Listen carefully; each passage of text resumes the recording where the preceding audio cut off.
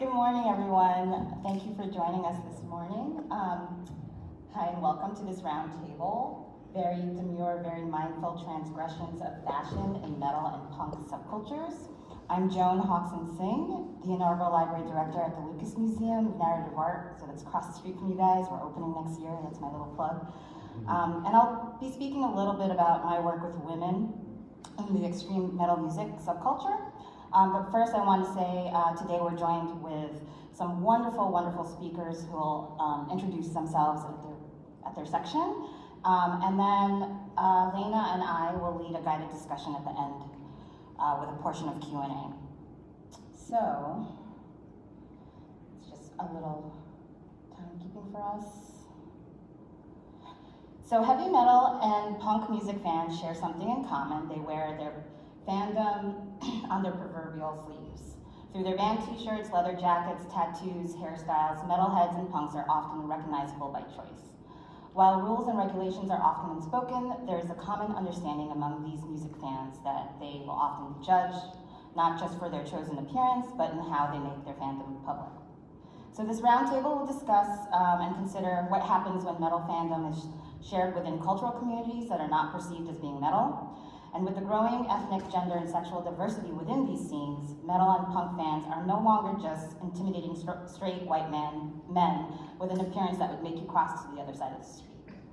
So having Muslim women wear metalheads dress, do black punk fans wear mohawks, this panel will really look at the growing metal and punk scenes from across the globe to explore how their visual aesthetics reflect the growing diversity within these scenes. So this is just a slide of all of us, and we also have a contact slide at the end of the presentation in case you have any more questions or want to reach out to us. So like I mentioned, I've researched and worked with women in extreme metal music subculture, mainly in New York's tri-state area. And even as recent as 2023, women in heavy metal continue to be objectified in mainstream media. Revolver magazines printed their hottest chicks in metal issue up until 2018. And as you can see from this slide, a quick Google search finds this topic still a popular one. So I just want you to consider the questions that still remain for women within the metal subculture. Like, is every sexualized image of an attractive woman anti-feminist? Who's owning that gaze? And how are women renegotiating and reappropriating their image and perception? So I like to reference previous work done by the scholar Sonia Vassan that inspired much of my own work on identity for women in these spaces, which have been traditionally regulated to a binary in order to participate in the scene. Her paper, Den Mothers and Band Whores, Gender, Sex, and Power in the Death Metal Scene reflects a concept in which, quote, two groups of women actively construct gender in two very different ways, by appropriating masculine norms or embodying male fantasy through hypersexualized femininity. These two groups, dubbed as Den Mothers and Band Whores, compete for power in the death metal scene by creating gendered identities according to their masculinist codes of the subculture. Her study ultimately questioned whether women's construction of gender within an androcentric space can ever occur on its own terms. So I took Vassan's work a step further to include a category of women who are somewhat similar to her Den Mothers category.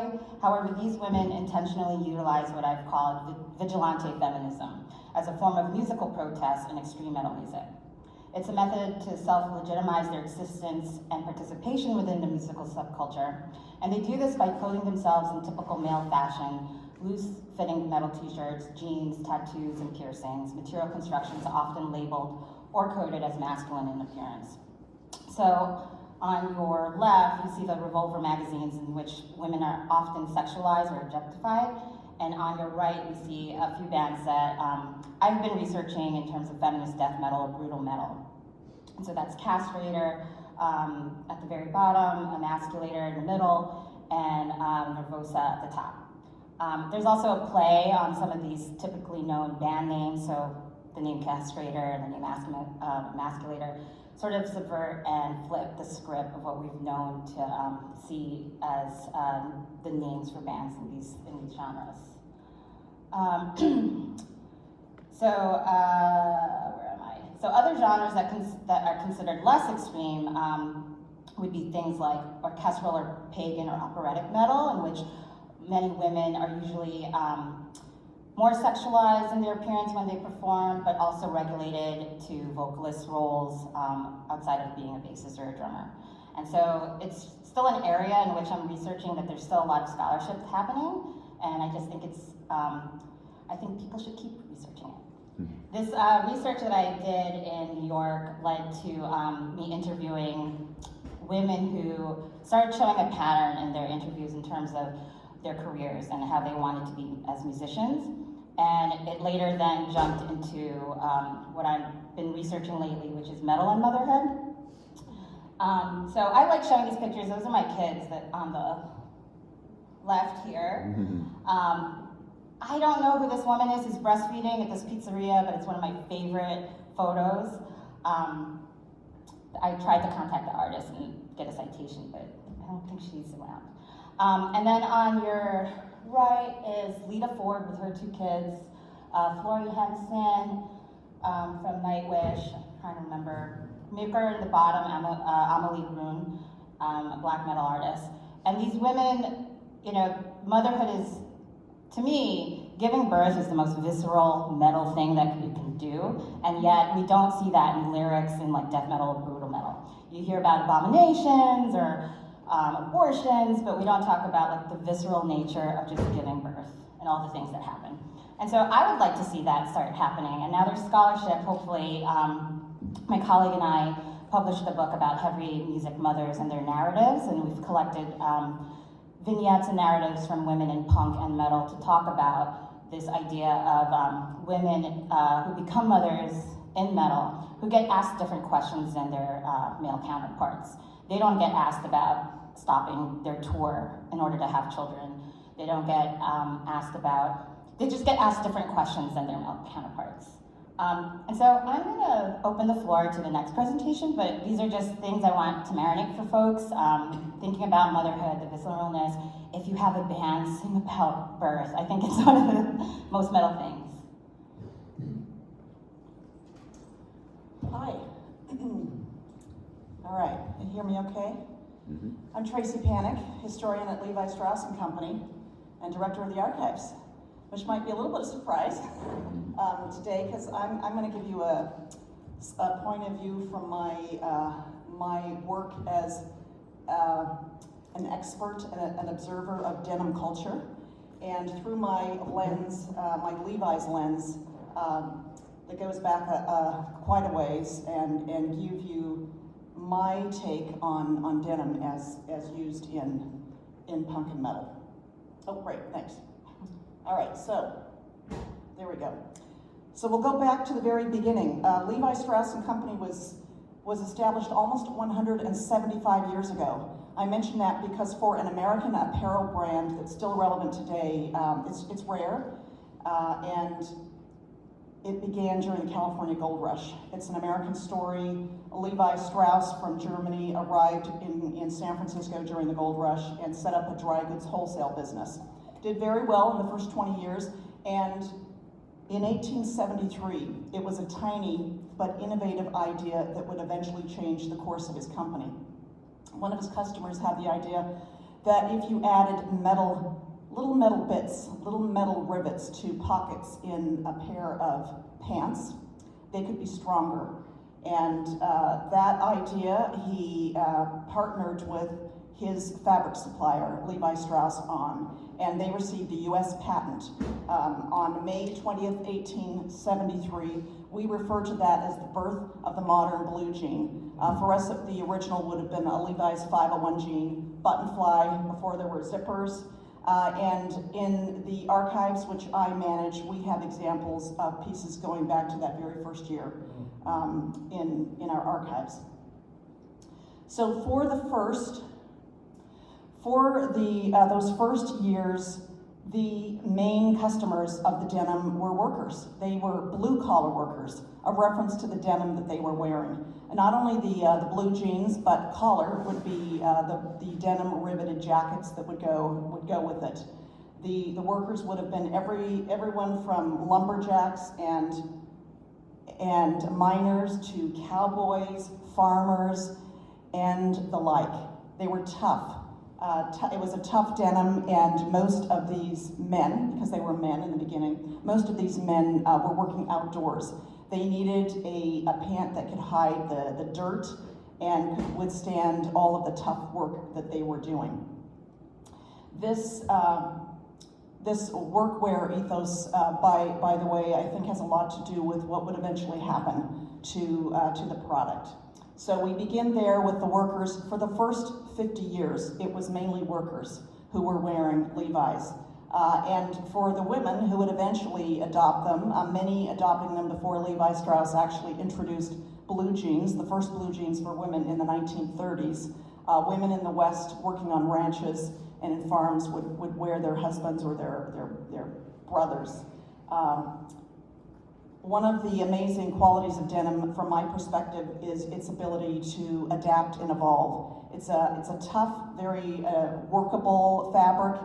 It has an ethos of not only being classless, especially given its working class roots. I call denim Levi's and jackets the grassroots garments, but it also has an ageless quality. It's tough and easy to work with, to cut up, to use as a blank canvas. So a quick history before we jump into denim and into punk and heavy metal. The 1930s, Levi Strauss & Company chose the cowboy as its marketing symbol. Cowboys were among the first to use Levi's, and we were born in the American West, so it made sense to have a figure that people recognized. And for 50 years, up until the late 60s, the cowboy was our central marketing figure. And by the way, those first Levi's were called overalls. Not the bib type, we call them waist overalls.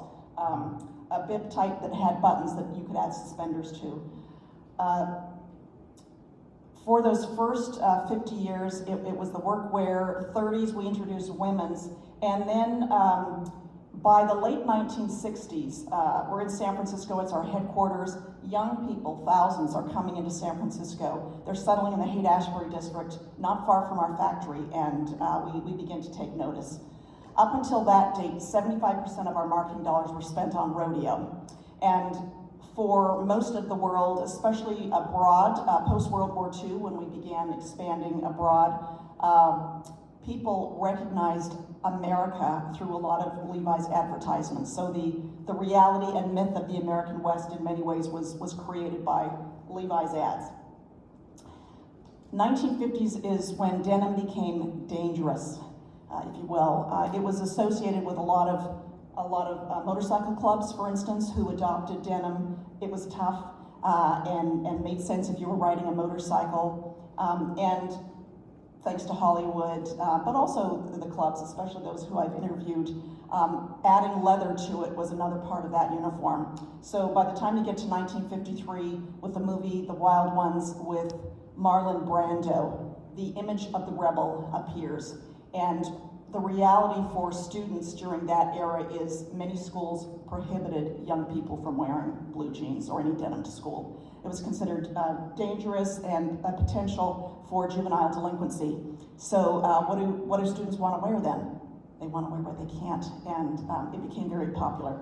By the 60s, it became very much a choice of the counterculture and the young people rising. So fast forward then to the 70s, 80s, and beyond, and Levi's, and denim, because of its original roots, it has become the uniform for many of subcultures, cultures, music genres, and the like, from hip hop and rock and roll to, of course, heavy metal and punk. At Levi Strauss & Company, one of the things that we do is to document and include in our archives evidence of where Levi's appears in culture. And I'll share just a couple of examples of what we have in our collection from these genres. We're fortunate to have a Patti Smith 501 in our collection, and check it out. It's super worn, blown out the knees, and she's penned her own political statement there on the right thigh. The other major collection that we have is our battle vest collection. It's small but growing. It's not easy to get these, as you can as you can imagine. But it helps paint a story as to how Levi's and denim has become a canvas for expressing not only politics or an affiliation with a club. We have, in addition to our battle vest collection, we have a few vests from motorcycle clubs, including one of the oldest black motorcycle clubs in the United States, from Oakland, the East Bay Dragons. And we also have, in contrast to that, an activist vest from a Mexican-American woman in the late 1960s who embroidered a brown fist as part of the Chicano power movement and wore it during demonstrations. For our battle vest collection, and we can talk about it a little more later, it really represents what Levi's has been about in the beginning. It's very easy to repair.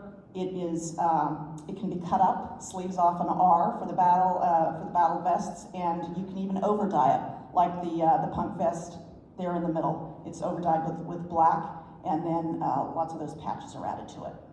So through the 90s, battle vests and blue jeans were often what you would see at concerts. So what has the experience been globally? And I'll end with just a couple of slides. 3 examples of where I've seen denim appear in the metal and punk scenes. The first 2 I'll mention are in India and Indonesia. And just to give you a sense, for a Levi's sense, these are relatively new denim markets for us. We didn't open up in India until about 1993, mid-90s basically. Before that, in the 80s and before, you would never have seen, it would have been very rare to see denim in Bollywood films, for instance. 93 we open, and 94 we open an affiliate there, and we open our first store in the late 90s, early 2000s. And the largest heavy metal festival that I know of, Bangalore Open Air, started in 2012. And you can see some pictures there on the bottom from the festival, and battle vests are very much a part of that. Indonesia, which has a very similar story, at least from the Levi's perspective, because we didn't start really expanding there until the mid-90s, has a similar kind of aesthetic visually. And I'll finish with 2 more as we talk about inclusivity and how people like women are coming to the scene. Indonesia has a very interesting band. Now, Indonesia, many of course of the residents there are Muslim, and you can imagine if you are a metal fan and you have modest dress and you're a woman wearing a hijab, it's a little unusual to see. But this band, a voice of Bachaprat, I hope I'm saying that right. The 3 metal members there, you can see using denim. Don't always use denim. I've seen them in other things as well, but particularly to be able to share a message on the back, denim seems to be the most obvious fabric. And then finally, not international, but certainly a lesser known, the res metal scene, where among nations, tribal nations, especially the Navajo, heavy metal is especially popular. And from what I researched, they're seen in a much more humble circumstances. So you might have a 30-minute concert in someone's home, and wearing blue jeans is just going to be a natural thing. But battle vests were also part of that as well. So what do we see for the future? Well, we can answer that in our panel, and I'm going to turn it over to my colleague, Jeff. Hello.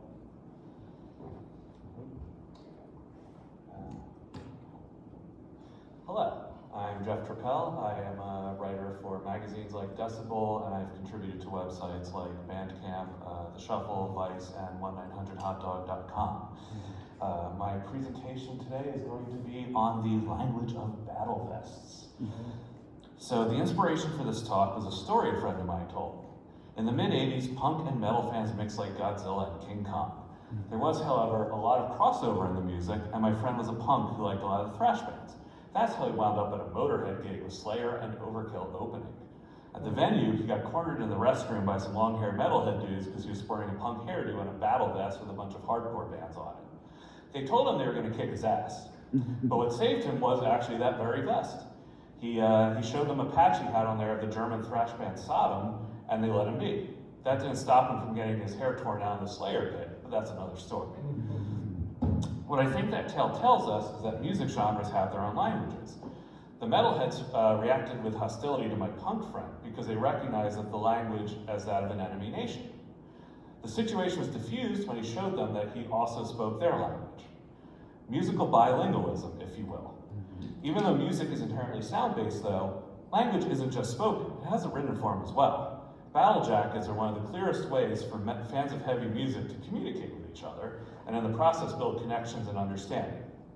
So, for the purposes of this talk, I'm going to focus on metal, because that's the language I speak, even though the metalheads were kind of the bad guys in that story I just told. So, metal, of course, has some of the... It does, excellent. Metal, of course, has some of the clearest imagery of any genre. You know, we've seen also Iron Maiden and Slayer, like album covers and t-shirts, and those fantastical and grotesque pictures clearly indicate that you're about to listen to something with sick riffs and lyrics about war, dismemberment, and wizards. Beyond that, though, there are dozens of various genres and subgenres, and they all have their own subtle variations in how they present themselves visually, just like they do musically. As an example, if I show an outside of the logo of a death metal band like 200 Stab Wounds, and the logo of a black metal band like Krallis, they can't really tell the difference. They just know that they can't read the names and don't really want to listen to the music. But to a savvy metalhead, they can tell the 200 Stab Wounds are death metal because the letters look like they're dripping blood, and Krallis are black metal because the letters look more like tree branches. That allows metal fans to know what they're dealing with when they encounter an unfamiliar act. It's important to note that metal fandom is not a monolith, right? Each subgenre has its own followers and detractors. A lot of death metal fans look down on black metal fans and vice versa, and everybody looks down on power metal. A lot of them are extremely loyal to their chosen music, making it part of their identity. That means it's important to display exactly what you're into so others can hone into who you are musically. There are two major pieces of clothing that metalheads can use for that: t-shirts and battle vests. Metal t-shirts, like the ones that Joan and I are wearing, are an effective form of communication, but the information they provide is limited. They display that the wearer likes the band or has seen the tour that they're advertising. Still, it immediately provides a bunch of information. First, it separates out insiders who know the music from outsiders who don't. It allows an insider to instantly ask and answer a number of questions about the person they're dealing with. Do you like this band? Do you like the style of metal? Do you think this image of a robot owl shooting lasers from its eyes is cool? Then maybe we can be friends. Or, in the case of Nazi assholes, enemies. But even that's open to interpretation. If someone's wearing a Burzum shirt, they may not be a white supremacist, but it sure tells you how they feel about the separation between art and artist. Battle vests, on the other hand, communicate more complex thoughts. They create a tapestry out of a variety of bands to create a more complete picture of what that person loves. Every vest is different, even if the band patches on it are the same.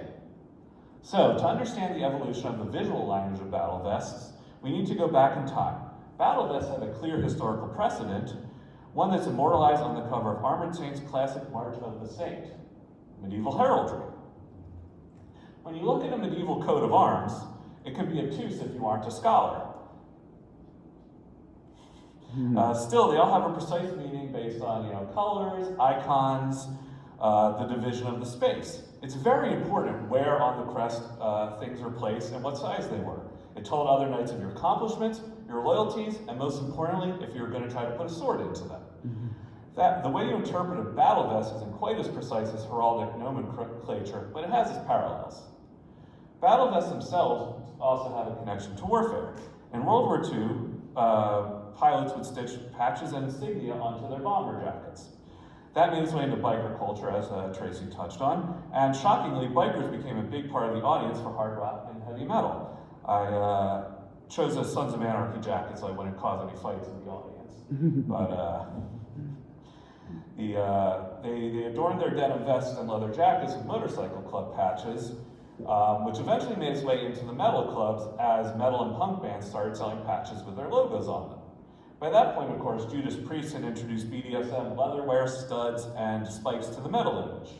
When 80s thrash metal, which bridged punk and metal, became ascendant, the language of the battle vest codified. But what can battle vests tell us about the people that wear them? Let's take a look at a few examples. This first one here is what I would consider a fairly traditional vest, which belongs to my friend Dave Shalek, a writer whose work has appeared on Invisible Oranges and Heavy Metal HQ. You can tell that this was a carefully planned vest. The first thing you'll notice is that there are some predominant colors here, mostly black, white, and red. Dave wisely chose a lighter colored denim for the vest and used silver studs to set off the black patches. The symmetry of the back of the vest, especially the venom and hod circular patches there, demonstrate that he didn't just stitch stuff on as he went. He was meticulous. He collected the patches first and chose the right colors and sizes to complement each other. The Celtic Frost back patch occupies the center of the vest, giving them the place of honor. Celtic Frost were a Swiss band that were part of the first wave of black metal and helped push the genre into further extremes in the 80s, both more evil and more weird, as in their cover of Walt Voodoo's Mexican Radio. You can tell that this was an important band for him. None of the others are nearly as big. It's the center of his musical universe, and a quick glance at the bands orbiting it confirms that. All of them either influenced Celtic Frost, like Slayer or Venom, or were heavily influenced by them, or in the case of Triptykon and Hellhammer, had members of Celtic Frost. As a sometime scholar of metal, Dave is clearly drawing a connection here between all these different acts, as varied as they are. There are folk-influenced Viking metal bands like Moonsorrow, ambient black metal like Dark Space, and gnarly caveman death metal like Necrot, all of whom owe Celtic Frost a significant stylistic debt. The front of the jacket demonstrates a much wider set of bands, from proto-metal acts like Motorhead and Pentagram to weird psychedelic black metal like Oranzi Pazuzu.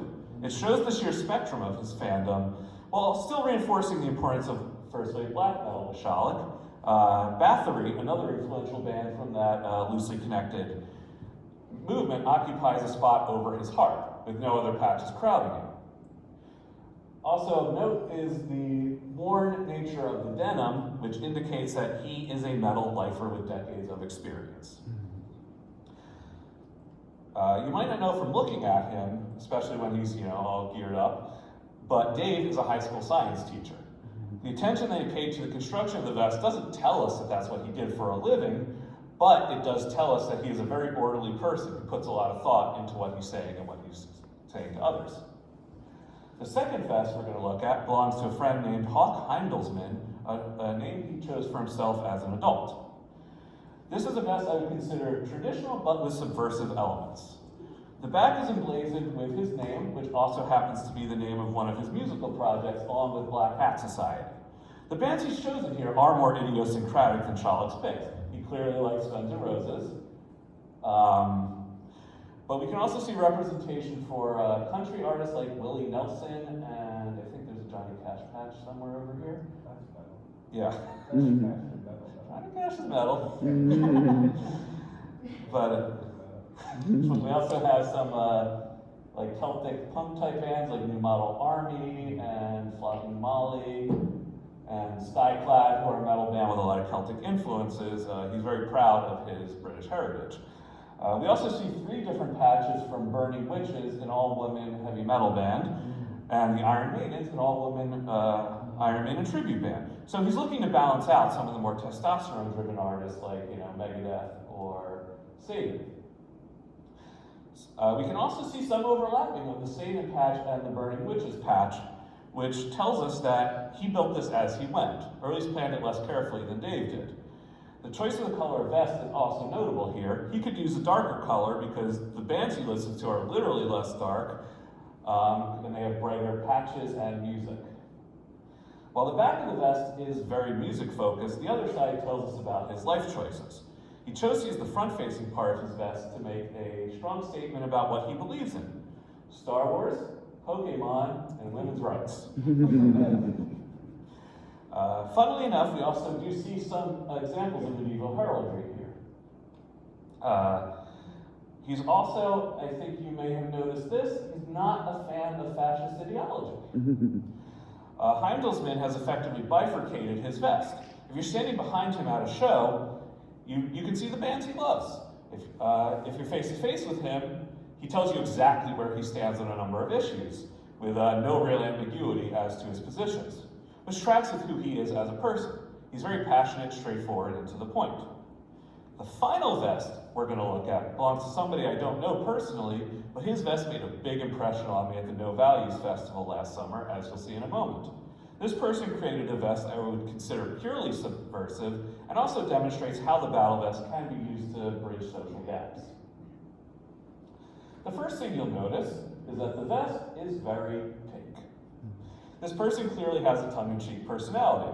The central back patch is of Judas Priest's most controversial record, the synth-heavy Turbo, which also is a nod to frontman Rob Halford's homosexuality, the revelation of which gave validity to a lot of closeted metalheads. To balance that out, though, is a giant logo of black metal legends Darkthrone.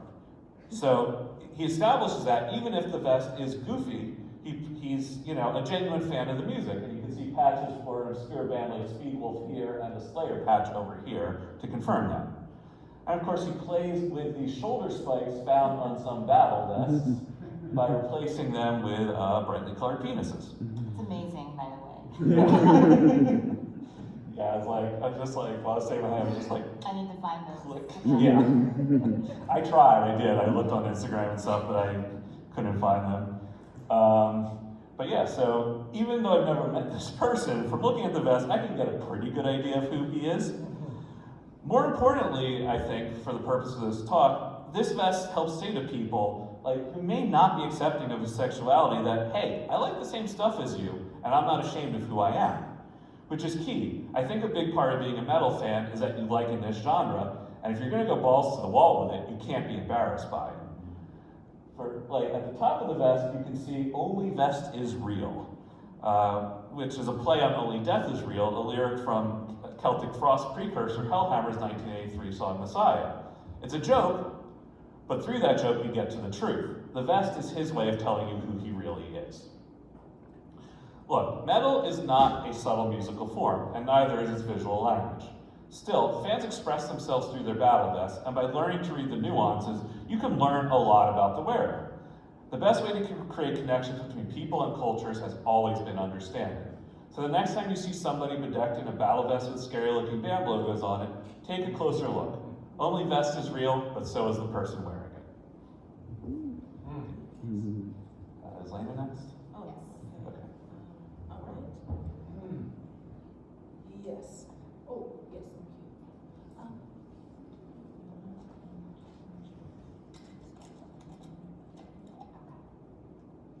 Okay. Oh, yeah. Okay. Yes, so I just want to talk very briefly about heavy metal. I forgot what I was supposed to be talking about for a second here. Okay, yes. Okay, I'm just going to start talking and then we'll get to it. So with almost all contemporary music scenes, self-identification through visual aesthetics, such as clothing, hairstyles, and body adornment, are meant to put musical fandom before identity and to create and cultivate a loyal community to a particular artist or group. For transgressive cultures, this is even more important as a visual representation of one's music fandom because they do not have the financial backing that more mainstream musical cultures have. This means that band t-shirts, patches, tattoos, and specific clothing fashions that emulate those of their favorite bands tend to be more important. Therefore, fans are serving as de facto public relations representatives for these bands. So again, these are mostly underground bands that I'm talking about that are not assigned to a major record label. So Rob Halford from Judas Priest, and widely regarded as the official mascot for traditional heavy metal, is known for pushing the idea that because of heavy metal's socially maligned status in society, that all one has to do to be considered a metalhead is to participate in the culture and have love and respect for the music. As this sentiment has been shared widely, often as a deflection against accusations of sexism, racism, homophobia, and ableism. However, it is not a reality. I'm going to use an example as to how, despite wearing one's allegiance to heavy metal on one's proverbial sleeve, racial differences challenge the legitimacy of metal fandom. I want to be specific here in terms of Black listeners and musicians, whom I argue are less thought to listen and participate in heavy metal music, a genre and culture long coded as being a dominant, white, heteronormative, and male culture. While there are fans that build their clothing attire around their musical preference, there are still questions about their ability to be seen as legitimate players within the metal scene. Okay, so basically what I wanted to do is show you, take off my glasses. I wanted to show like the first couple of minutes of a BBC documentary that is out on, it's available on YouTube. But it's a really incredible documentary that really traces the early parts of heavy metal culture and aesthetics from a UK perspective. It's like a new trend really, like punk was and new wave and modernism, like a lot of new bands are coming through and a lot of all that really good single. You can go to a punk gig and they're all got spiky hair and they're, you know, in their punk gear, or disco freaks with their silly little shoes on, you know, and people see us and they know straight away that you're heavy rock, that's all right. For a pound for every time I see Iron Maiden, I'll be a rich man, brother. I'm Lloyd's Underwriter actually. It's what? Lloyd's Underwriter, right? Do people you work with right? No, they don't like it at all. We insure all this equipment in there. You do? Yeah, we insure all that stuff in there. Is that why you're here? Are you here because you love it? I like me because I like the mill. When the fans are not following Iron Maiden to the live gigs, they can be found at heavy metal discos like Neil Kaye's Bandwagon in North London. More than 1,000 heavy metal fans make the pilgrimage to the Bandwagon every week, and getting played there has been important for Iron Maiden in building up a devoted following. But before Kaye turned it into the heavy metal soundhouse, the Bandwagon featured disco music 5 nights a week. It took 5 years really of very, very hard work and a lot of persistence to change the whole situation around. These days, as you're well aware, we run 5 nights a week hard rock and soul's gone straight out the door, that way, sideways. If I even have atomic scientists, trainee scientists that I know of that are regular members of this place that still are into hard rock. But one shouldn't presuppose that just because one is a headbanger that one has only one sort of situation in life. That's totally false. They come from all walks of life. In most part, they're totally honest people. Heavy metal may attract fans from a wide range of backgrounds, but they are mainly male and overwhelmingly white. 2 of the regulars at the Bandwagon Disco are wedding photographer Rob Loomhouse and road mender Alan Doe. You find very few women down. Okay, so I'm just going to stop it here for a second. This next section is super, super interesting. And so basically just to do a little bit of a recap, this is at a part I have here in 1980. So at the time that this was happening was that disco as a genre and a style was slowly fading out. And the gentleman that you just saw prior to this who owned the venue, which is still called a disco, so he was kind of talking about this transition in the 80s where you move from kind of popular dance music culture into this new popularity of heavy metal fandom. So this is like the early days of heavy metal fandom. But again, this section is really, really interesting. On the front, you know, actually headbanging, you know, they're quite content to stay at the back and sit with orange, you know, listen to the music. Do you think women make good headbangers? It's very difficult really, you know, because a lot of women, you know, they don't really have it in them. You know, you find very few women digging holes in the road, you know, so maybe that's one of the reasons why, you know, there's very few women headbangers. With attitudes like that, especially towards women, reflected in a lot of heavy metal lyrics, maybe it's not surprising that women don't flock to see bands like Iron Maiden. Even the clothes have an aggressive look about them. Patched denims are worn with leather jackets and shiny metal studs, But the uniform has more in common with football fans than with punks, mods, or even skins. If you go wearing a suit or a top suit, that's ridiculous. People like to wear their hair long and wear leather. It's more comfortable, you know, it's easy going. And if you get messy, you know, someone feels a beer over you don't have an argument, you say, okay, you know, sorry about that, I'll put you in line. Headbanging is to heavy metal what the pogo was to punk.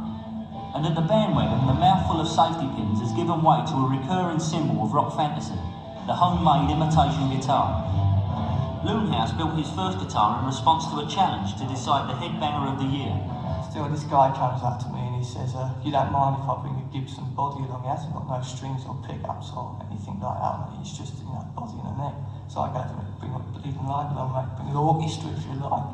Still, anyhow, I got the thinking, you know, this bloke's got the edge on me, you know, he's got a guitar, you know, this is going to stick in people's minds. So I thought to myself, oh, well, make a cut out. So I got a cut bits of I pulled together, traced out the outline of a flying V, and there it was. It started from there. Why the flying V in particular? Well, I only had a couple of days to do it. It's all straight lines and it's easy to cut out. Okay, so to transcribe for you, what was happening at this club was that young men were making like guitars out of cardboard, and then they were actually playing them, as you could see that choreographed little scene there, which is super fascinating and something that I think that if you were trying to do it now, you'd probably be committed in the same asylum. But it was really cool, actually. So, you know, basically what I wanted to do with this was this gentleman really, he actually, you know, was known for making these cardboard guitars. And the Flying V, if any of you are into Judas Priest like I am, you know that the Fender Stratocaster Flying V is a very iconic guitar. And so he was actually known, and as the video goes on, he talks about how he was known for making a cardboard guitar as authentic as possible. So from far away, you might not even know that it's cardboard, right? But this was really an interesting trend that was happening in the early new wave of British heavy metal scene, and we can see that through Iron Maiden in this video. So it was really kind of an interesting kind of aesthetic that was coming out of this British heavy metal scene. Okay, so on the flip side of that, let me see. It's like a new trend, really, like punk rock. Okay, actually, let me make sure that I got the right. Okay, so what I wanted to talk about briefly was how, you know, the visual aesthetics of heavy metal have gone global. So as we saw earlier with Tracey's presentation, you can see that, you know, there's a heavy metal scene in India, there's a heavy metal scene in Indonesia. Indonesia, just on a side note, the heavy metal scene is financially sponsored by the government in Indonesia. So they put on these massive festivals. I don't know if they're doing it now, but I mean, they were putting on massive festivals that were sponsored by the government because it's such a powerful musical genre in Indonesia. However, I want to talk about Botswana for a little bit. And so what I have here is just a collection of images that I was easily pulled online, but these images actually came out starting from, the images were taken in 2009, 2010. The pictures kind of appeared online in 2013. So a little bit about Botswana. The Republic of Botswana, approximately the size of Texas or France, with an area of 231,803 square miles, is one of the most sparsely populated countries in Africa with just 1.6 million inhabitants, so it's relatively small. The capital city, Gaborone, is situated in the southeastern part of the country, less than 20 miles from the South African border, which was built from scratch at independence in 1966. So again, these images that you see here came out around, they were publicized in 2013. So we can see here, now I'm gonna be critiquing these images. Because what happened was there was a gentleman named Frank Marshall, who was a South African photographer, amazing photographer, and he was in Botswana to actually focus on just one musical artist. And he realized when, you know, these music festivals, he saw a lot of people showing up to these really small metal shows dressed like this. So we see the leather, which can be seen as an archetype of heavy metal culture. But we also see in this particular picture here and this is Duzami Matia from a band called Metal Horizon in Botswana. And so he's got a cowboy look to him. So this is obviously a nod to Western, goes really nicely into the similar aesthetics with denim and Levi, but this was his kind of look. And so we know now from looking at this, and because I put the little caption on the bottom, that he is actually a musician. But the problem with some of these images is that when they were, and these images, I should say, were picked up by mainstream media outlets that would not ordinarily cover any heavy metal, punk, or any subcultural music. So to see these images for, it was Vice, BBC, The Guardian, were the three kind of outlets that I looked at to find these photos. But the problem was is the people in the photos were not acknowledged. So the idea of these photos, and I kind of put this here, and actually Giuseppe Sabrana, Skinflint, this is a quote I have from him. He's actually the only white dude in this African heavy metal scene, and he comes from Italy.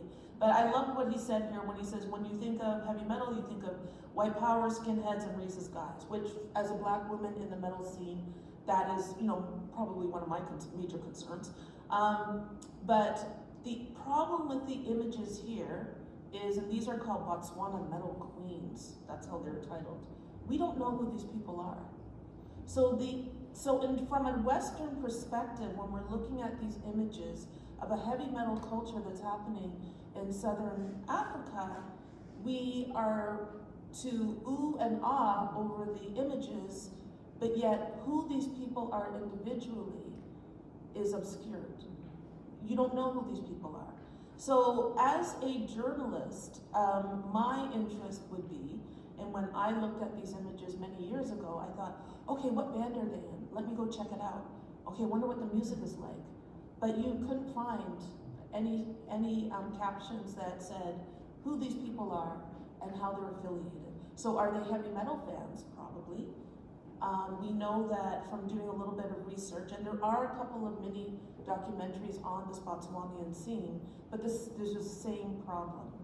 They show women, black women, but they don't tell you who they are.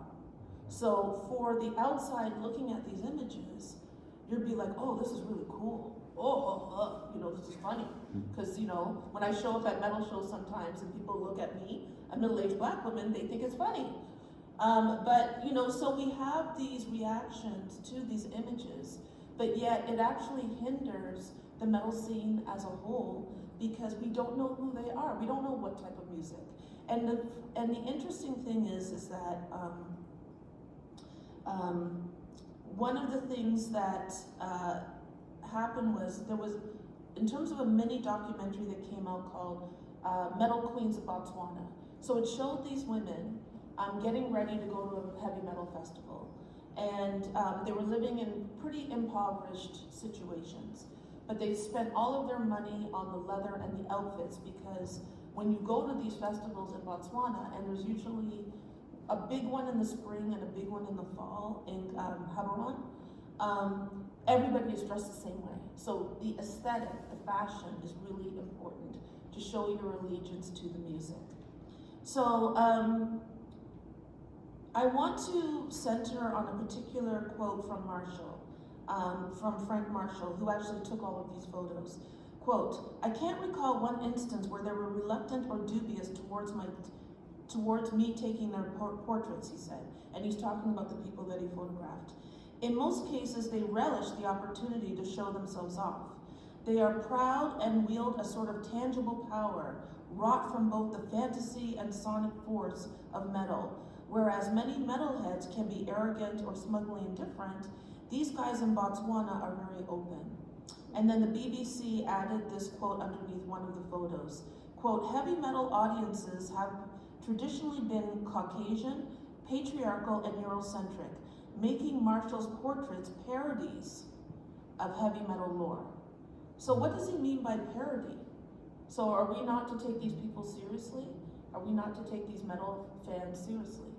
Because they are dressed in a way that kind of belies the archetype of, you know, what quote unquote black people, or in this case African people, are supposed to be. So it was really interesting because the end of the bottom of this quote that you see here on this image, the Botswanian metalheads stand tall, proud, and aloof. It's all wonderfully homoerotic. Where do we get homoeroticism from in this picture? So I wanted to kind of drill down. From these quotes in which, Marshall serves as a conduit between the photo subjects and the Western gaze. And one can assume that the nature in which the photos were taken dictated how Botswana metal fans and musicians were presented online, which was through a particular gaze that reduced the fan and musician as novelties. What was most interesting to me is that the Botswana metal fans were emulating their look from a particular time within heavy metal history. I'm gonna argue more of a European look than a North American one. So what's really interesting about the costuming in this is that there's a few things going on. They are kind of taking this motorcycle Western aesthetic from a Western point of view. But in terms of the music themselves, a lot of the bands in Botswana and other parts of Southern Africa are actually more latched into the European market.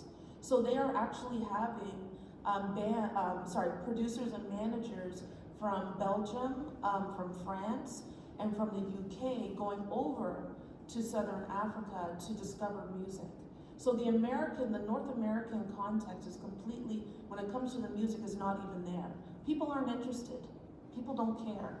But they are getting some movement from the European music markets who are more able and more willing to sign these artists. But the problem is we are in North America, and so when we are seeing these images, again, because there is a lack of information as to who these people are, and these images are set up to kind of position kind of like this, it's more of a weirdness that's coming out. Oh my God, what's going on here? Versus versus legitimacy and authenticity.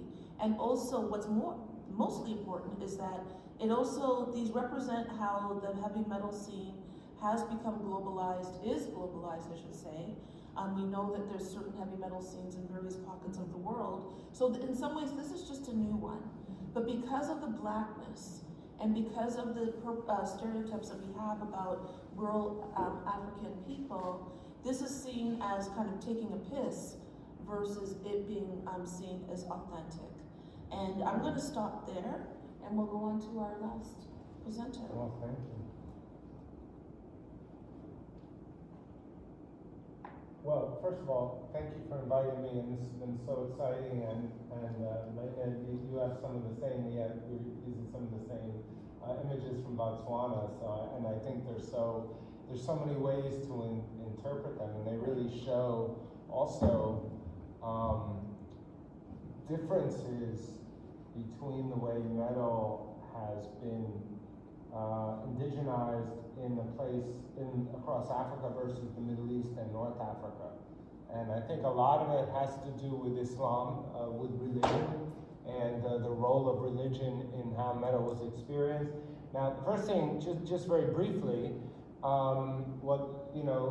we might think, and actually I wrote a book, Heavy Metal Islam, because I was, even as a professional musician and a scholar, when I was in the Middle East, for years, I never noticed the metal scene. I didn't think about a metal scene. When I wanted to do music there, I wanted to do traditional Middle Eastern music, learn to play the oud and play all the, Sufi music and all of that. Why would I go there for metal? So there were scenes there. I just didn't somehow never notice them. They were probably all around me, and I just didn't think to look. So finally, I discovered this scene. And right away, I realized, of course, there's a metal scene there, because metal sounds like it's actually from the Middle East. And when I started doing the research on it musically, let's start with Dick Dale, the godfather of metal guitar, who's born Richard Mansour, Lebanese American, grew up, the family owned a Lebanese restaurant, learned to play the oud, basically took the technique, rapid picking of an oud, and put it on a guitar, turned it up to 11, and voila, you have Miserlou, which means My Egypt, the first really great guitar solo in rock and roll history. So, and then on the other end, you have all the scales that became the metal scales, Phrygian, Locrian, harmonic, minor, and all of that. The sound, all of that comes from the modes in European music that are most closely related and came through Andalusia or other ways that Islamic music was part of a whole Mediterranean, European, African, Middle Eastern musical ecumene, you know? So, in fact, metal isn't foreign to the Middle East. When people from the region hear it, it sounds like it's home. So metal arriving in the Middle East was like coming home in a way. So that's one reason why metal was so amenable to the Middle East. The other reason, of course, is, you know, Tony Iommi famously said about the sound of Black Sabbath, well, growing up in Birmingham in the 50s and 60s, life was like shit. It was really hard, and it was shit, and the music reflected that. Well, I just remember an Iraqi metalhead friend of mine I met in Baghdad, first time I went in 2004 during the war, and he would pick up, you know, I think it was an Iron Maiden album, with maybe Killers, or one of those albums, you know, with Eddie. He's like, you know, this is a fantasy for you. This is our reality. You know, and when you grow up in war zones, I'm sure metal's doing pretty well in Ukraine right now.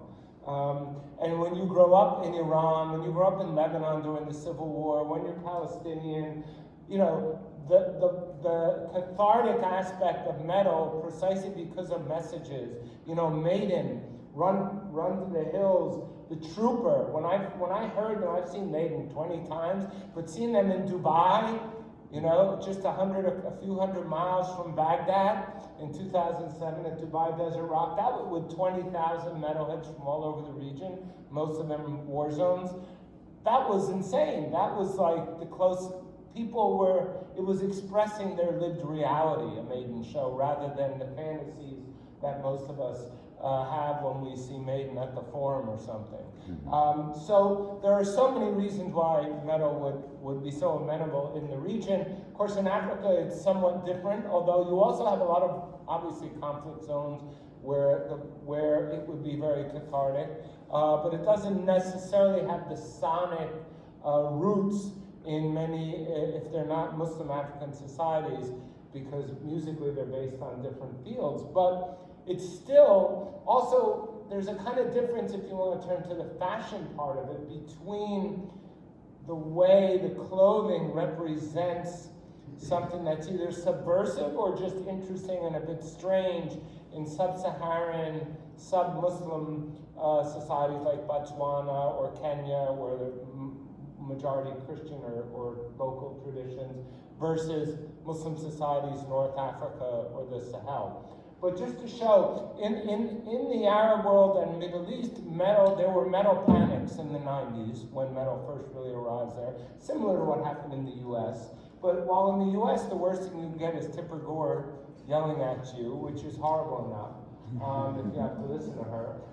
In Egypt, for example, the Grand Mufti would threaten to have you executed for apostasy, so slightly bigger stakes involved. You know, in Iran, people would be pulled off the street, arrested, taken to jail, their hair cut, their parents called. In Morocco, they were prosecuted. In Egypt, they were prosecuted. Lebanon, all over Tunisia, metalheads really faced intense persecution in the 90s, right at the moment that these regimes, many of them, were fighting militant, religiously grounded movements and needed to both crack down on them while also demonstrating their religious bona fides. So, of course, finding the people they can scapegoat to show they are actually supporting Islam, metalheads are a pretty obvious group, especially because they're young. There's a lot, but not too many. So you can repress them without angering everyone, you know, an entire youth cohort, but there's enough so that people know about them and can be told they are a threat. So you could see these are from newspapers in Egypt in the 90s. You can see the iconography, how they show the fashion of metal, right? The girl with the crop top and blonde hair, you know, and then I think you can use it. the laser. The Oh, the red thing.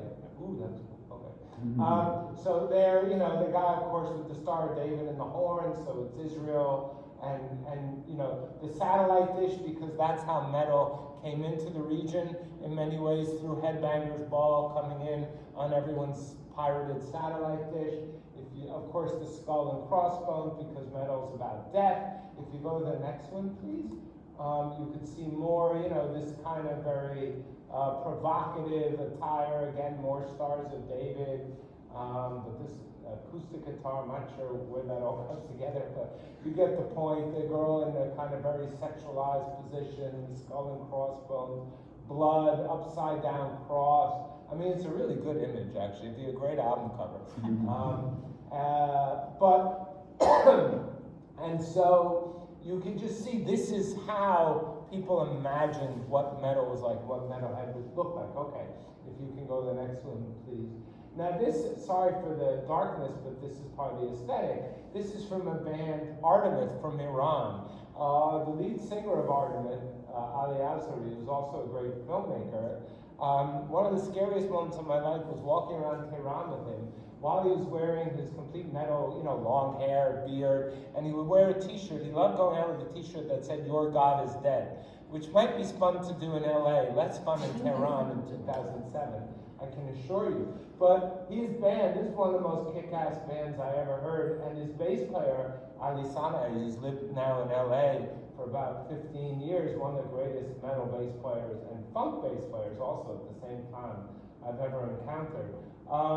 These guys, they lived metal, they were metal, and their song Baptized was about how young people are baptized, you can find it on YouTube, were baptized into the religion of the Islamic Republic, this kind of no-thinking, very, you know, straight Orthodox Islam that they were critiquing, and the star of the video basically is more or less naked, but they are clothed in the traditional metal attire of course, denim, the jeans, and then black t-shirts with, you know, various metal iconography, and then long hair, which they would twirl around when they're headbanging. Okay, next. This is one of the biggest punk and metal stars in Turkey, Hayko Cepkin. Wonderful, first of all, an operatically trained singer, an amazing singer, but very theatrical. One of the few artists in Turkey to really push both hardcore and especially kind of metal sound and look and aesthetic, and also the makeup. Got a lot of flack for that. Also, one of the few people when the crackdown against the anti-democracy crackdown happened in 2013, one of the few artists of the last couple of generations who was out publicly supporting the protesters, I should say. So, you know, for some people, the iconography, the look of metal is just for show, but for him it was for real, right? Next. And that's another image of him, so you could just see sort of the tattoos, you know, the whole, but also a bit kind of androgynous, mixing genders, and that's also a somewhat common theme, as we'll see in a minute. Okay, next. Now there is Ali Sanai from Artemis that I told you about. So this is a band, a metal band that we kind of put together in Tehran and then played in Turkey. In 2007, this big festival, the Barisha Rock for Peace Festival, hundreds of thousands of people were there. It was a huge show.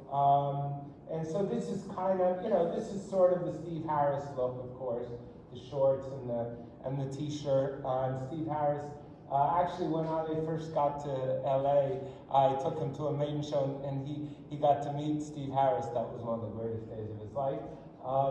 But you can see kind of looking, here's just, you know, metalheads in Turkey in 2007.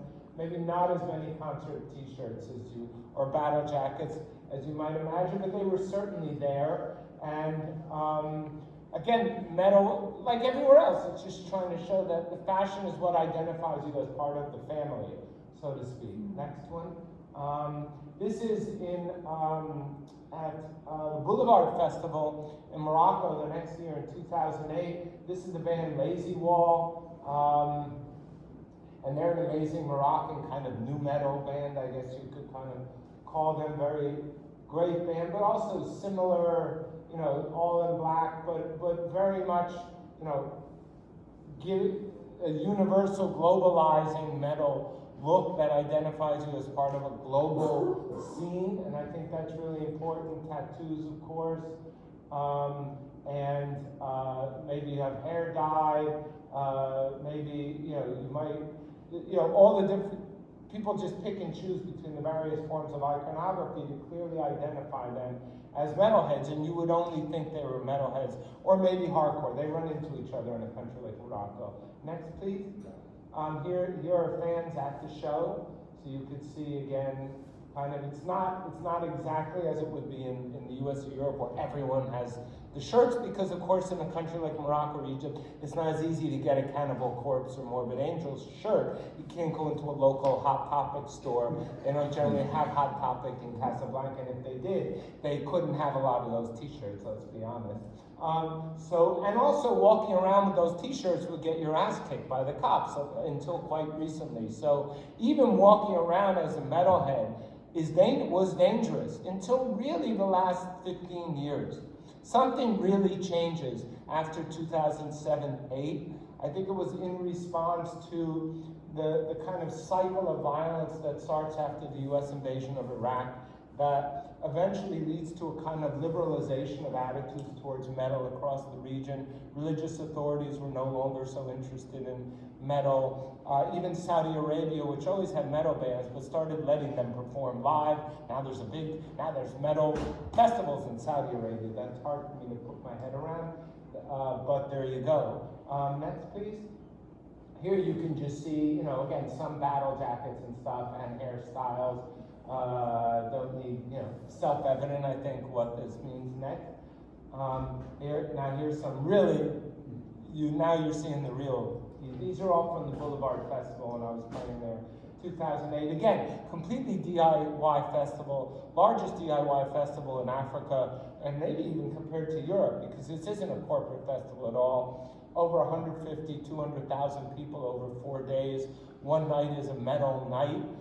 Started in 1998. Only had a few thousand people until the metal scare of 2003, when 14 metalheads were arrested and prosecuted, and it caused such an uproar. And this was really the first case of a youth-led revolt that worked in the Arab world. They staged concerts in front of the courthouse. French metalheads got involved. Le Monde did articles about it, and they overturned the prosecution. They overturned their convictions of the 14 metalheads, and within 2 years there was over 100,000 people at the festival. So it really was a marking of the arrival of youth culture. And as kids used to tell me, if they would walk around like this before 2003 or 4, forget it, you would be arrested. You really have to be a glutton for punishment if you wanted to do that. But by 2008, the cops were laughing and joking with them. Something changed really fast and really interesting. Next one, please. And here, you know, even further out, like with the kilts and, of course, the Converse All-Stars or something resembling them. You could see there's ring by police, but no one cared. The cops really didn't care. That was really new. That radically changed from 2003-4 by 2008. So the fashion of metal lost its political valence, right? You can now walk around openly as a metalhead. So what does metal mean to you then? And in some ways, when that happened, metal also lost its political valence, because it no longer signified something that was so dangerous and subversive. It's just, oh yeah, that's what the kids like, you know, whatever. And a lot of that had to do with the king himself, the younger king of Morocco. His daughters were into like thrash and stuff, and he started brilliantly. The Moroccan establishment was very good at co-opting things. Rather than punishing metal kids, he started funding them. And now if you repress people, they might be doing music against you. If you're giving them money, then they're not going to do it, right? That's the best way to win. If you can always buy people out if you can afford it.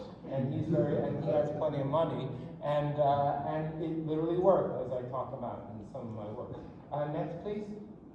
Okay, now here just to show how popular metal was, there was actually a political party in Lebanon for a while. It was sort of tongue-in-cheek, but it was kind of real, called Hizbul Rock, in Arabic, al-Muqawama al-Raqiya fi Lubnan, the rock resistance in Lebanon. And of course, this image is a play on Hezbollah, the militant group, which had a similar thing without the metal horns, obviously, with holding up a Kalashnikov, right? That's their flag, if anyone can picture it. If not, if you look up Hezbollah flag, you'll see it. So they changed it to a BC Rich metal guitar. I never counted if it's a 7-string, but it's clearly a BC Rich, clearly metal, and Hezbollah, you know, is just fun. And they were poking fun at the ridiculousness and the corruption and the self-righteousness of Hezbollah, which again, not something people do lightly in Lebanon because, you know, the Hezbollah guys don't necessarily have a sense of humor about this kind of stuff. But they got away with it and they lasted for a couple of years before everyone moved on. Next, please. Now this is something really interesting also for fashion. This is an Israeli band, Orphan Land, which some of you might know, one of the most famous metal bands to come out of the Middle East and North Africa, one of the inventors, according to themselves, of Oriental metal, which again is kind of an oxymoron because metal does have Oriental, to use that term, roots, but they played into that. So a couple of their original members were of Yemeni or Middle Eastern Jews, so they grew up listening to Arab music, so they really infused Orphan Land's music with clearly Middle Eastern elements, which was kind of funny because they were Israeli, whereas in the Arab world, up until the later 2000s, most metal bands wanted to sound very Western. They wanted to sound like European death metal or thrash or whatever. They were very closely hewing to the original sound of those genres. And when Orphan Land came around, it actually inspired a lot of bands in Egypt and Morocco and other places to more fully integrate and create hybrids of the traditional sound and metal. But what I found really interesting is how, again, they're using fashion. This is not very metal fashion, obviously. But here's the lead singer, Kobe, who everyone used to joke looks like Jesus, so he decided to play into it. And there's another member of the band here, this guy would be Hasidic. This guy, you don't know what he is. He looks kind of Jewish, but also like a Bedouin, another Bedouin, but holding a book the way Jews would. And then the female singer looking vaguely Arab. She is Arab, Jew, but so all of this kind of playing into this idea, using fashion to say, we are rooted here, but this comes out at a time when actually, and they were huge, they were probably the most popular metal band in the Middle East, not other than Maiden, or most popular local regional band in the Middle East, but this was a time when people started turning against them a bit from the region because as Israel's violence in the occupied territories got worse, it was much harder as an Arab or Muslim fan to still be fans of them because they weren't taking explicitly anti-Zionist positions. So this was an attempt to use fashion to kind of say we are indigenous here, but more and more a lot of fans were saying no, you're not. Or at least it doesn't matter what you say you are, you're not doing what needs to be done. You're not actually behaving the right way as a metal band when the chips are down. Next. Okay, so that's kind of the way it presents here. Now, there's a whole, metal is big all over Africa, and we could spend 25 hours just looking at all the metal bands across the region. This is my favorite band, I guess everyone's favorite African band, because they're probably the best band in Africa, and I think world-class, stand up and anyone. Archon from Togo.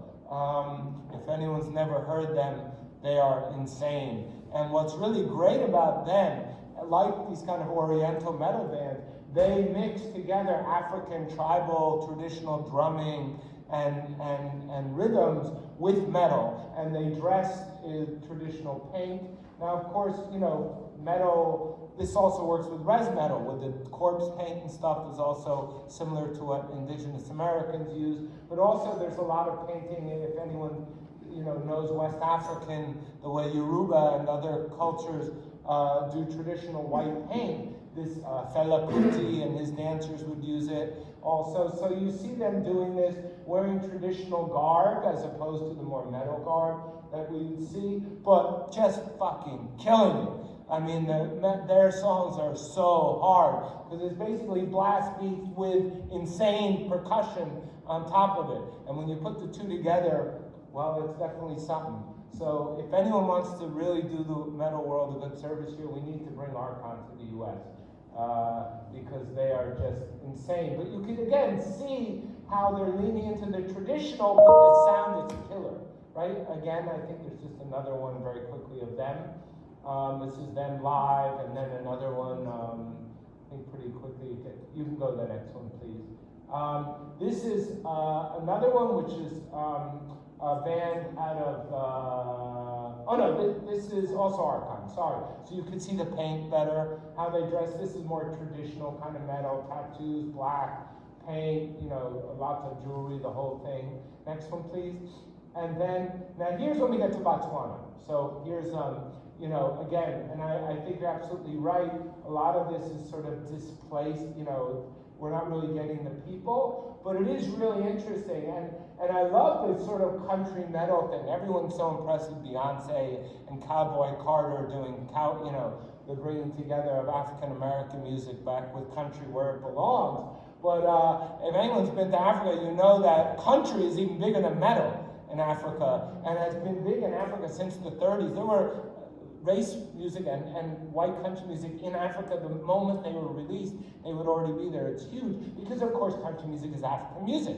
So then you get, so I could just see how putting together this kind of cowboy metal style, which must exist in the US too, cowboy metal, they must, I don't know, but it makes total sense there, because country music is also really popular, and I would be shocked if these same guys aren't big country fans too. And you see that in Nigeria, in Kenya. I never thought to ask them, but I'm sure these guys are country and metal, and for them it all goes together, right? So there's a way fashion kind of can remind us of hybridities that we don't think about, because they may not happen here, but they're very real there. And the role of women in African metal scenes is also much different than, because they don't have the history of the dead mothers, the horror of dead mothers thing. So last one, I think, well, that we've already seen. So, and this is another image of a band in Kenya, Corby. You can see kind of the way their fan art depicts them. And this is one of the most important metal bands in Kenya, Corvu. Also really intense, but also playing on both the Western and the local African style. And doesn't have the same political valence as dressing as metal did in the Middle East and North Africa, but still reflects a kind of independence. And there's a scholar of indigenous hip hop in the U.S., Res Hip Hop. I forgot his first name, Mays. He has an amazing book called Indigenous Hip Hop, and he talked about how hip hop is a way of having an indigenous modernity. And I think metal, also in the Res, but also here in Africa and elsewhere, is another way of claiming a modernity on your own terms, right? And because it is inevitably hybrid and not exactly like the original, it also reminds us that modernity is always multiple. It's always in conversation with other traditions. And the idea that it can ever be pure is just an ideological fiction. So we also can use all these scenes as examples of how we need to question the underlying assumptions of our own identities and our own way that metal or hip hop or any other extreme youth music might function. So I'll just stop here. Thank you. That was great. Thank you so much. Okay, so we have about 28 minutes left. So I'm going to spend the next 10 minutes asking some questions for the panel. And then at 11:30, if you have any questions for any of us on an individual level, that will be your time to converse with us. So actually, Mark, I'm going to start off with you. And just also thinking that in terms of the correlation of the images that you have presented and the various regions and countries where these bands are coming from, there's also, you mentioned earlier about Afghanistan and thinking about heavy metal in the military and the aggression.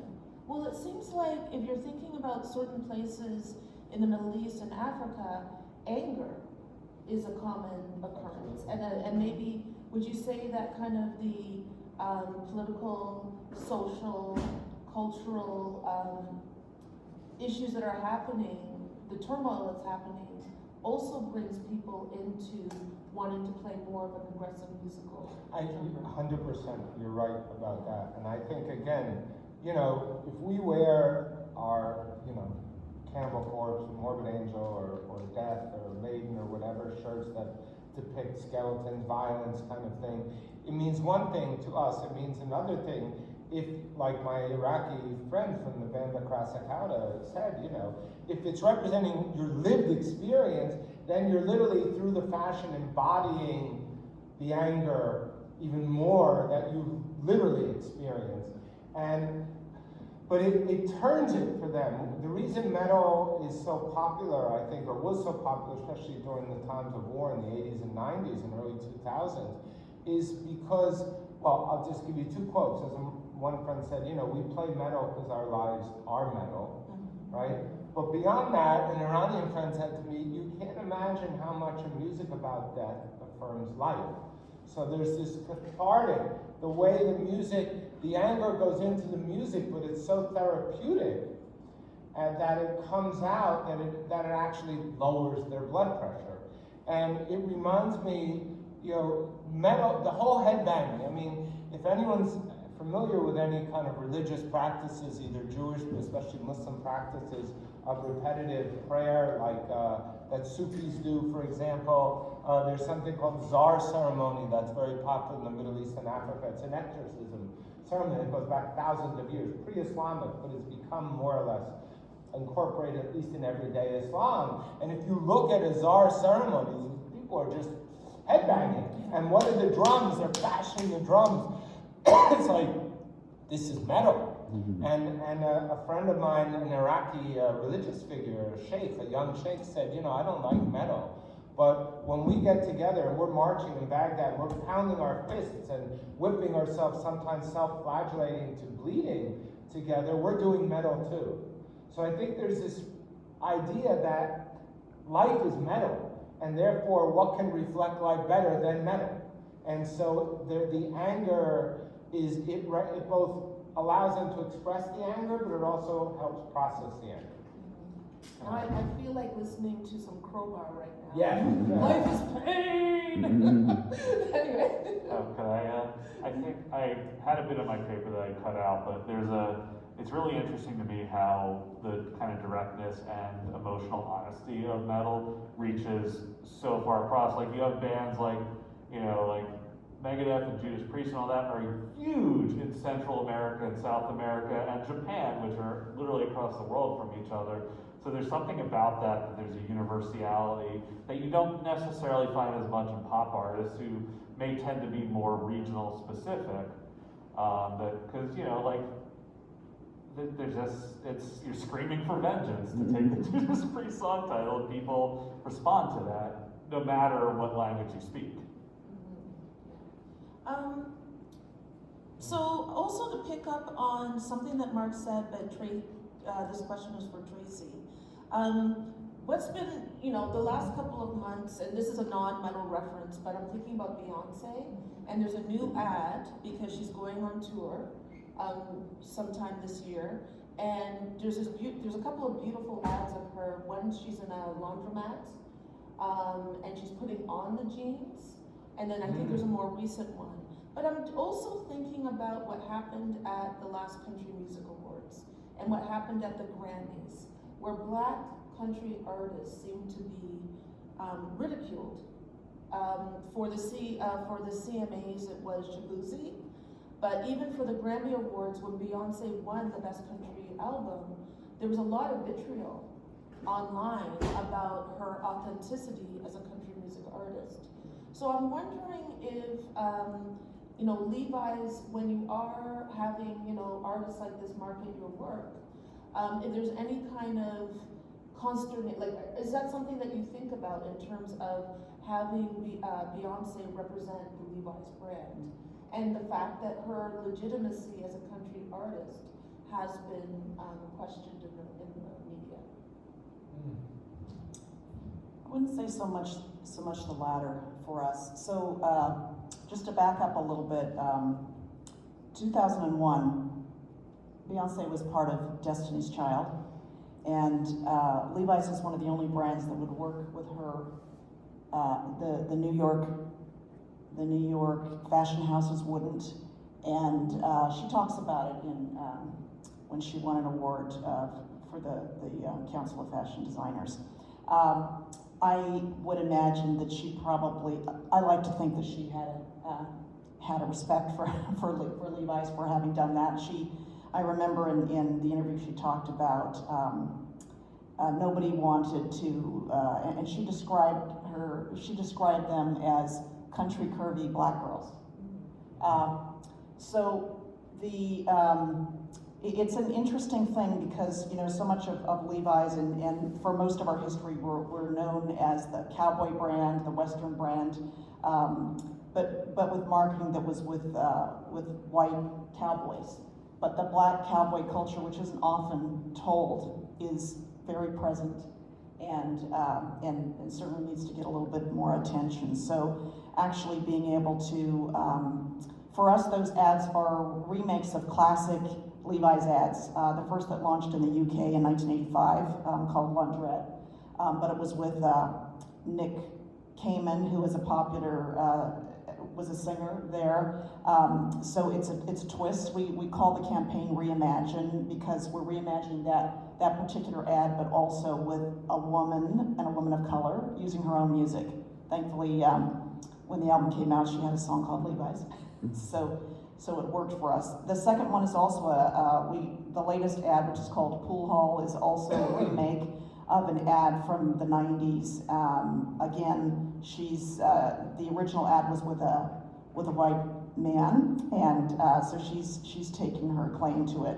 I think actually it takes a little bit of courage, and I do appreciate that someone who's an icon, a global icon like she is, would venture to put out a country album, a black woman. And I think that we as a brand have always been ones to embrace new artists, people who are on the fringe. And so it hasn't been a problem. I think they kind of marry well together. Okay. And this question is for kind of everyone on the panel. You know, in terms of battle vests and jackets, there's a friend of a heavy metal scholar, colleague of mine, who's Canadian, and I won't mention his name, but I think you guys already, you know, Shama. Anyway, he's Jewish, and he was creating his battle vest, and he had gone onto Facebook and said, I want to put some Jewish iconography, you know, patches on my vest. And he was like, what do you think about this? Do you think that it would be okay? And of course everybody was like, you know, go do whatever you want. And this was a couple of years ago. But you know, in heavy metal, there's always been this debate between, and I think that Jeff, you mentioned it, the art versus the artist, right? So there's a lot of issues within heavy metal in terms of some of the practitioners of the genre and their ideological stances on race and politics, and I'm trying to be nice. So I was just wondering, like, how does the freedom of putting, you know, creating the battle jacket, and this goes for you, Joan, too, you know, how are people reacting if you know, based on sharing your political preferences on that jacket? Like, is somebody going to look at a Burzum patch on a battle jacket and go up to the person and say, how dare you support a white supremacist? Because there is, obviously, we are having this debate between the, you know, can we separate the music from the artist? But when it comes to a visual representation of everything that we're into, good or bad, you know, how does that work? I'll answer real quickly my thought on that. I don't think it can be apolitical. So I do feel that there's not really a way to separate those things, and I feel that it doesn't absolve the wearer from consequence. So you're all for having the autonomy to showcase your identity with those kinds of symbolisms, but you know, come ready to talk about it, because because there's gonna be somebody that's gonna say something. And so, you know, I mean, I was thinking about making like a battle vest for my kid with like Cookie Monster on it, right? And there's people that hate Sesame Street, so like, just be prepared for those conversations. I think that one of the interesting things of the vest I showed for my friend Hawk, he, you know, a lot of times Odinist people tend to lean a certain way as far as, you know, what races they tend to think are the superior ones. And so him having that sort of, that F-Nazis patch on his jacket and showing like, look, I'm proud of I have pride of where I come from, but it's not about, you know, the color of my skin or whatever, it's about, you know, my own heritage. I think it's kind of an interesting approach to that battle jacket. Yeah, one of the things that I was thinking about working on for this presentation was the use of, like, I remember going to H&M, when I first moved to New York, I went into H&M and I saw a Iron Maiden mini dress. And I was just so like outraged. But you know, so anyway, some of these t-shirts, and mostly the main bands, like, you know, Iron Maiden, Black Sabbath, you know, when I was a kid it was Def Leppard. But you know, like, you can find these t-shirts in retail stores. Hot Topic, you know, which is not a Canadian thing, but it's an American thing, you could buy all your stuff there. But so I've seen, living in Brooklyn, I also saw a lot of young Black kids in the summertime who were wearing Iron Maiden t-shirts. Now, because there was nothing on the back, I knew that they had bought it retail. But I know that I've heard that when Black kids are wearing these t-shirts, sometimes they're wearing it because it does make them look edgy. And you know, it is an aesthetic. And I have to admit, I'm one of those people where I saw this kid in my neighborhood when I lived in Brooklyn, and I stopped him. I said, "Oh my God, you're into Iron Maiden." I said, "What's your favorite album?" And his face just went blank.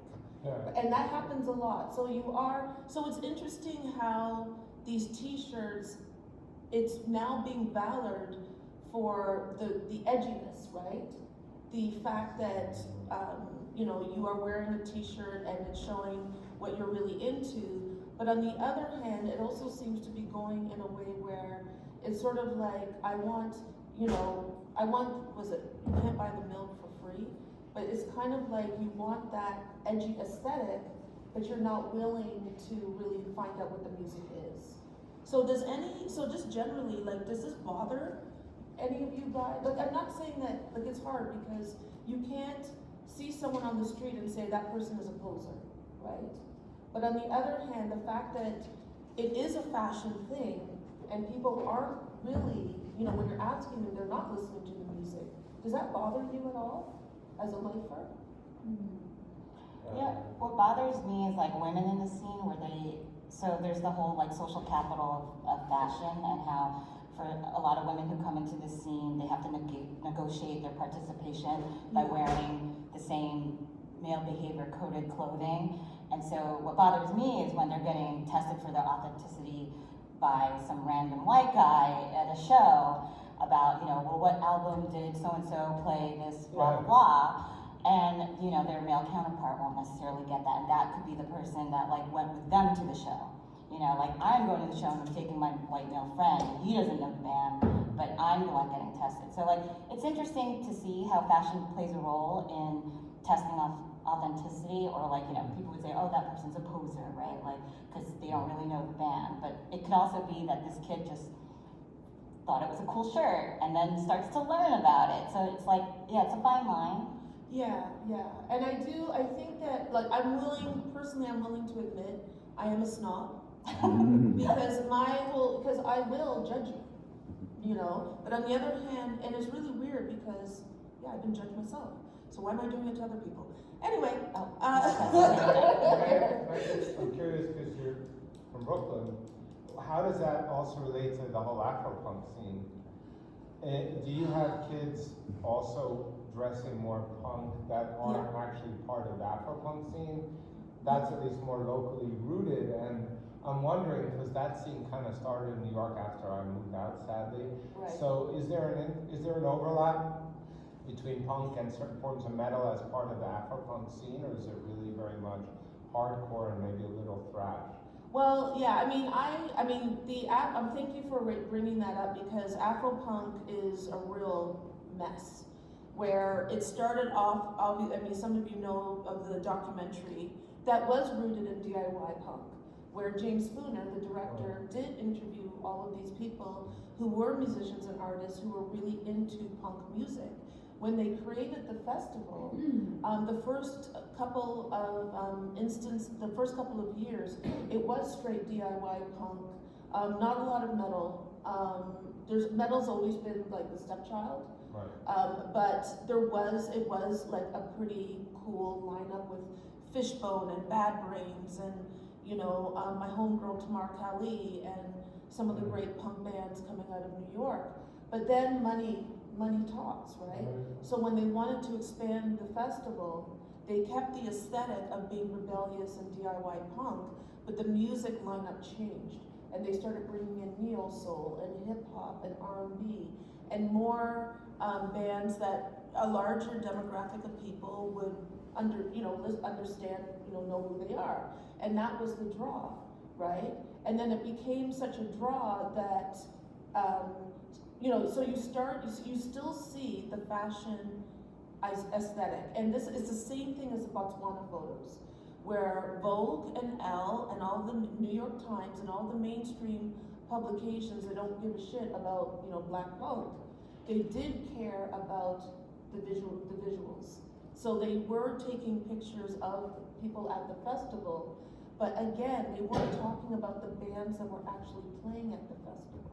Right. So it was all about Afro-punk fashion and less about the music. And in those circumstances, especially for Afro-punk, I know how important it is for young musicians to be able to play those stages. And then the worst part about it was, years went on, and when the Afro-punk Festival grew, they had one small stage that was focused on punk bands and metal bands. But the last time I went, they moved the stage about 500 yards from the main stage and didn't publicize where it was. So you were asking people, where's the punk stage? And it was actually off the main festival into another space. So they were trying to retain the Afro-punk ethos, but they also didn't really want the music, because the music was not marketable enough to bring in the thousands of people they needed to make a profit on the festival. So that whole thing was an incredible disappointment and an affront for people like me who had been following and knew James and following him for over 20 years, and then just seeing that when it came to creating like a metal or punk festival that was, centric for people of color and women, it just would never fly. And so it was very disappointing. Okay. Yeah. Just regarding your initial question, I think for me, for when I was younger, I used to be like, do you like this band or not? Or are you just wearing this shirt? But now I just realize it's a way of advertising, right? It's a way people hear of these bands. The first time I heard of Municipal Waste, which is now one of my favorite thrash bands, was because the singer of Death Angel was wearing it on stage at a show. And so I feel like even if the kids who are wearing these shirts don't know who Cannibal Corpse is, there's a photo of Kim Kardashian in the Morbid Angel shirt, right? And people are like, oh my God, how dare she wear a Morbid Angel shirt?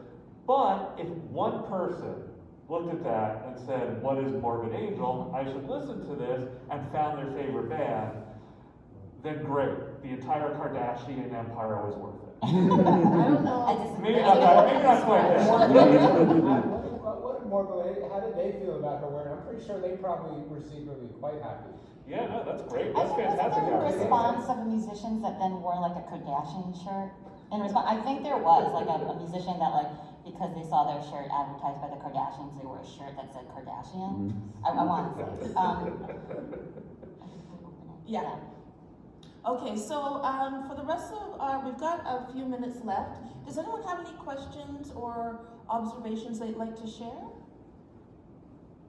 Yes. I do have an observation. When you were showing the new wave of British heavy metal documentary, and you made a comment about cardboard guitars and them being daft, so to speak, what's your take on the annual event of the Air Guitar Championships in Luleå, Finland, which is happening again this August?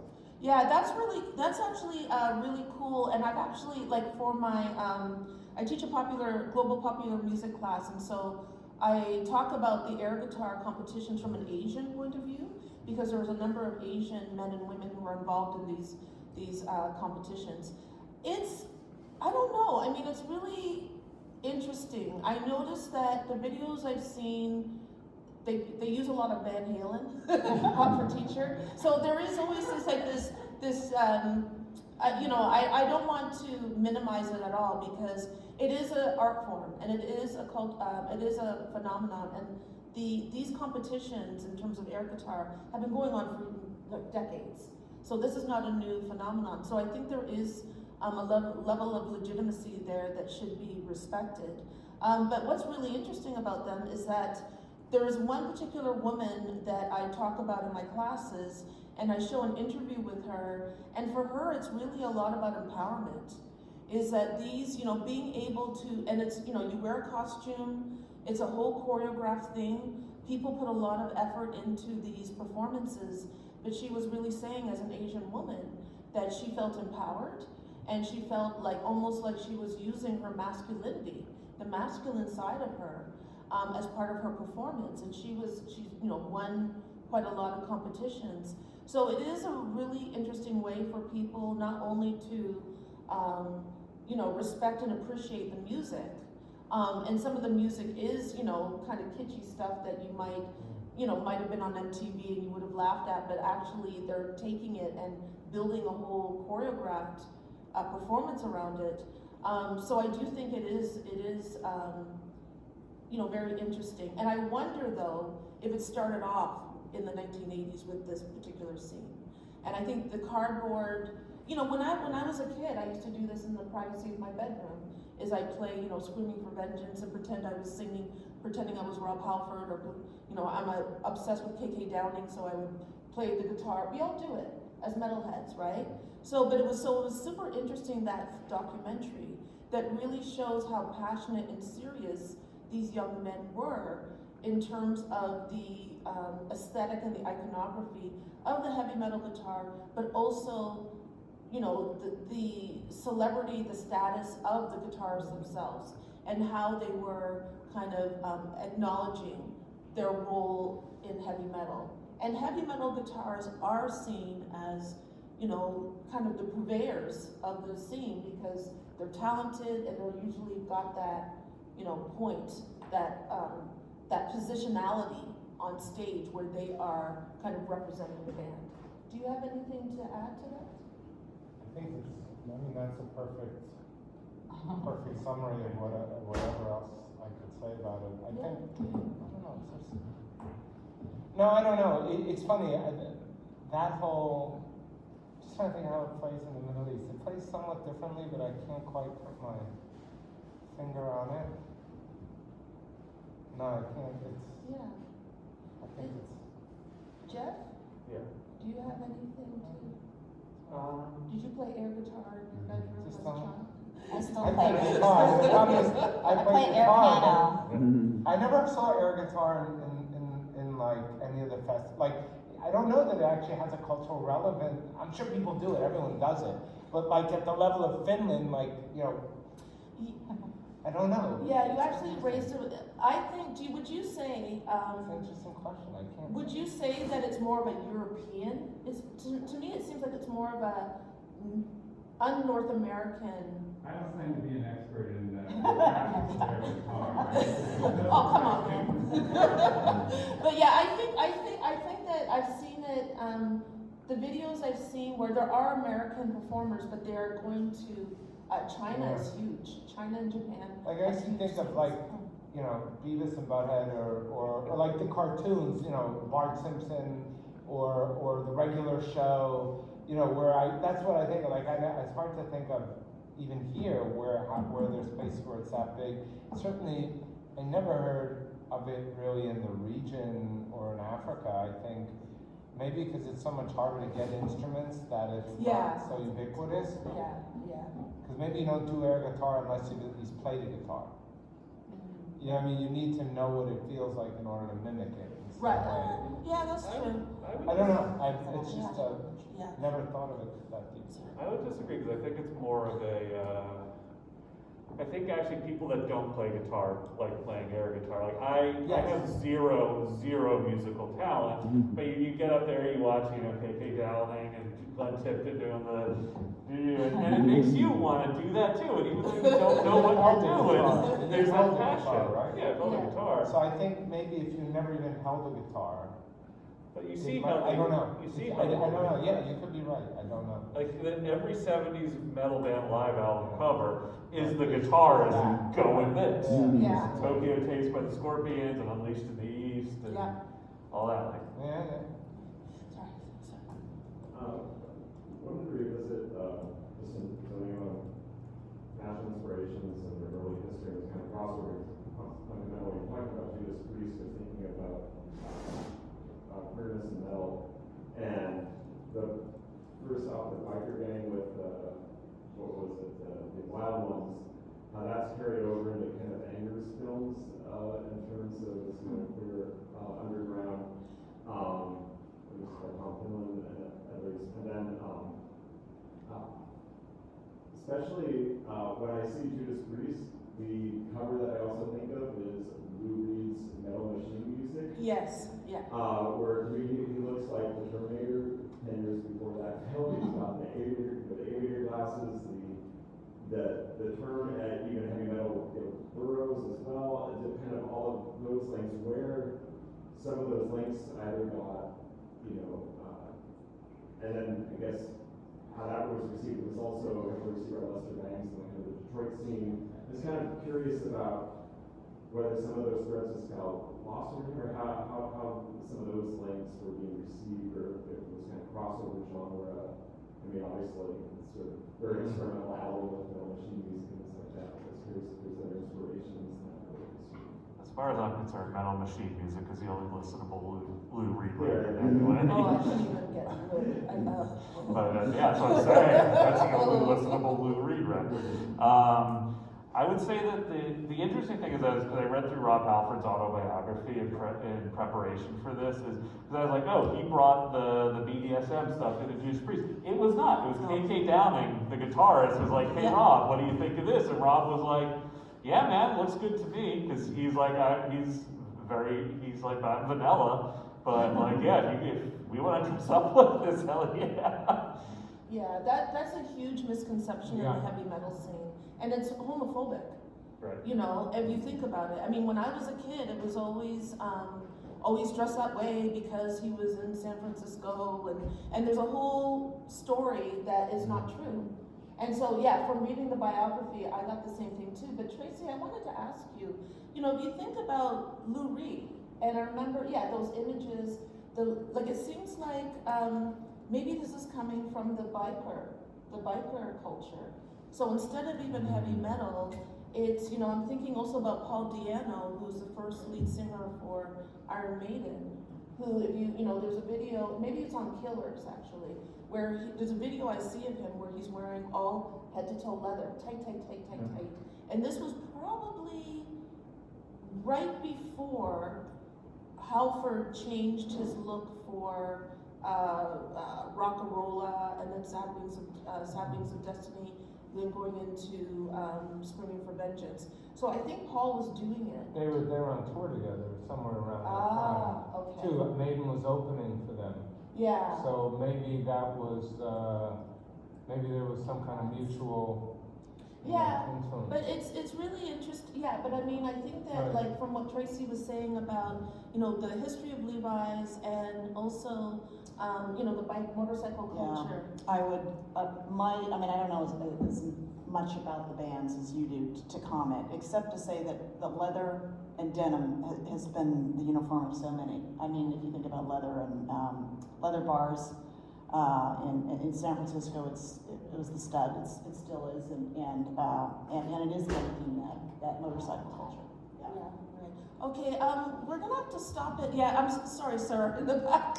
We'll stop it here, but thank you guys so much for attending this panel discussion. And thank you so much to Mark and Jeff and Tracy. And obviously a big thank you to Joan, who really coordinated all of this. So if you have any other questions for us, like, we can hang around for a few minutes and we can talk one-on-one. But thank you everyone for participating and coming out this morning. I really appreciate it. Thank you.